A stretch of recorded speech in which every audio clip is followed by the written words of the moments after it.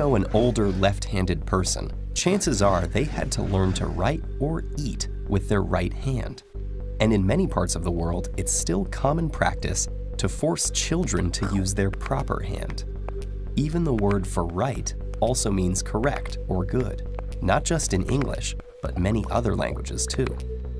But if being left-handed is so wrong, then why does it happen in the first place? Today, about 1/10 of the world's population are left-handed.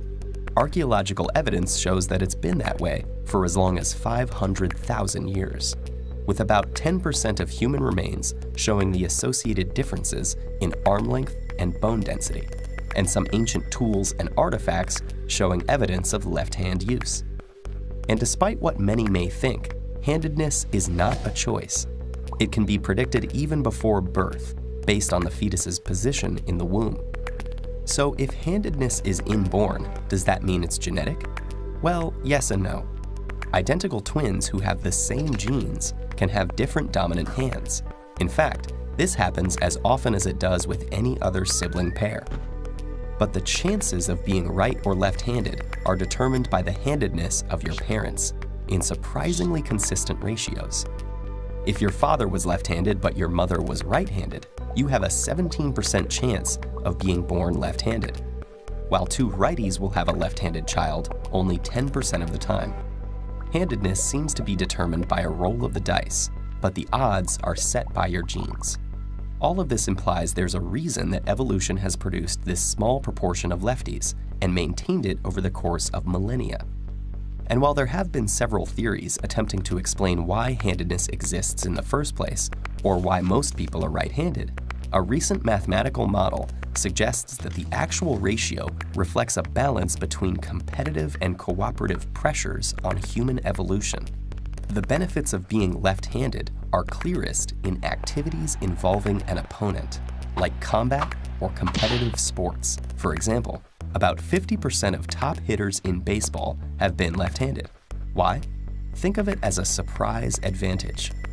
Because lefties are a minority to begin with, both right-handed and left-handed competitors will spend most of their time encountering and practicing against righties. So when the two face each other, the left-hander will be better prepared against this right-handed opponent, while the righty will be thrown off. This fighting hypothesis, where an imbalance in the population results in an advantage for left-handed fighters or athletes, is an example of negative frequency-dependent selection. But according to the principles of evolution, groups that have a relative advantage tend to grow until that advantage disappears. If people were only fighting and competing throughout human evolution, natural selection would lead to more lefties being the ones that made it, until there were so many of them that it was no longer a rare asset. So in a purely competitive world, 50% of the population would be left-handed.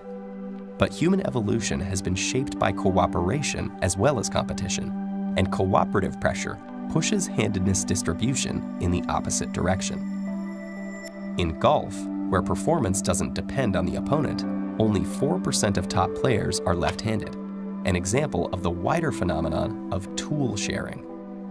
Just as young potential golfers can more easily find a set of right-handed clubs, many of the important instruments that have shaped society were designed for the right-handed majority. Because lefties are worse at using these tools and suffer from higher accident rates, they would be less successful in a purely cooperative world, eventually disappearing from the population. So by correctly predicting the distribution of left-handed people in the general population, as well as matching data from various sports, the model indicates that the persistence of lefties as a small but stable minority reflects an equilibrium that comes from competitive and cooperative effects playing out simultaneously over time. And the most intriguing thing is what the numbers can tell us about various populations, from the skewed distribution of pawedness in cooperative animals to the slightly larger percentage of lefties in competitive hunter-gatherer societies. We may even find that the answers to some puzzles of early human evolution are already in our hands.